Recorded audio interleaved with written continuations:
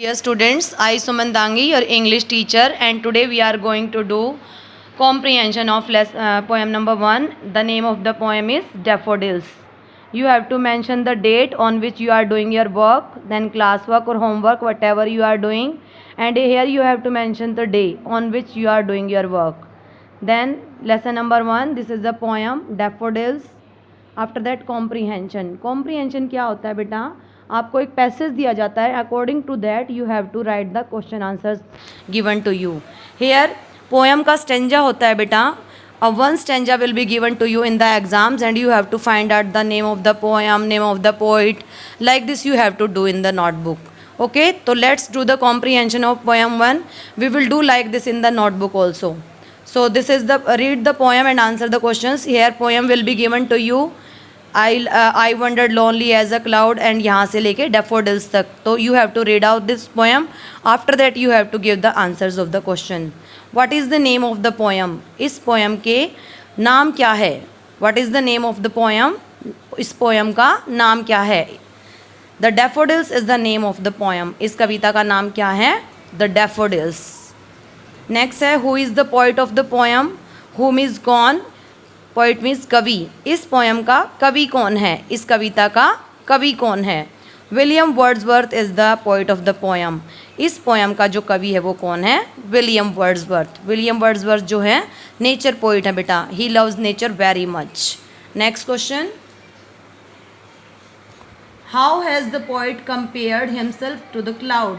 जो पोइट हैं वो अपने आप को क्लाउड के साथ में कैसे कंपेयर कर रहे हैं? The poet compares himself as a cloud because he also wanders like a lonely cloud. जो पोइट है he compares himself as a cloud. वो अपने साथ क्लाउड को इसलिए कंपेयर कर रहे हैं because he also wanders like a lonely cloud. क्योंकि जैसे आकाश के अंदर जो क्लाउड्स होते हैं वो मूव करते हैं here and there, like this the poet is also wanders like a lonely cloud. वो भी एक क्लाउड की तरह जो है घूम रहा था.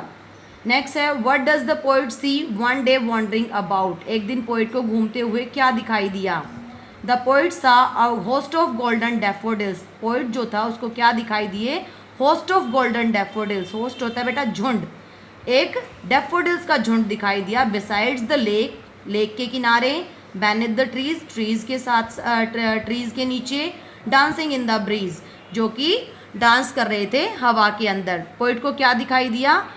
बहुत सारे सुनहरे कलर के डैफोडिल्स दिखाई दिए लेक के किनारे, पेड़ों के नीचे, जो कि हवा के अंदर डांस कर रहे थे. नेक्स्ट है what is the wealth that poet talks about.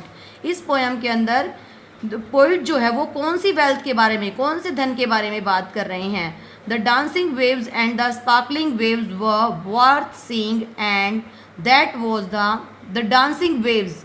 आपने देखा, उन्हें पोएम जब रीड की थी तो जो वेव्स थी झील के अंदर, जो लहरें थी, they were also dancing and the sparkling waves were worth seeing. और जो पोइट है उसको लग रहा था कि जो स्पार्कलिंग वेव्स हैं they were worth seeing and that was the wealth that poet talked about. और इसी वेल्थ के बारे में, इसी धन के बारे में जो पोइट है वो बात कर रहे थे. नेक्स्ट है how does the poet feel when he thinks of daffodils.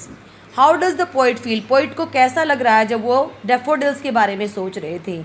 The poet feel overwhelmed. जो पोइट है वो बहुत ही खुश हो रहे थे. And his heart filled with pleasure. उनका जो हार्ट था, जो हृदय था, वो खुशी से भर जाता था. And he dances with the daffodils. और वो ऐसा लग रहा था उनको जैसे कि they जो पोइट हैं he was dancing with the daffodils. I think बेटा it is clear to you. अगर फिर भी आपको कोई डाउट है you can call me. Thank you.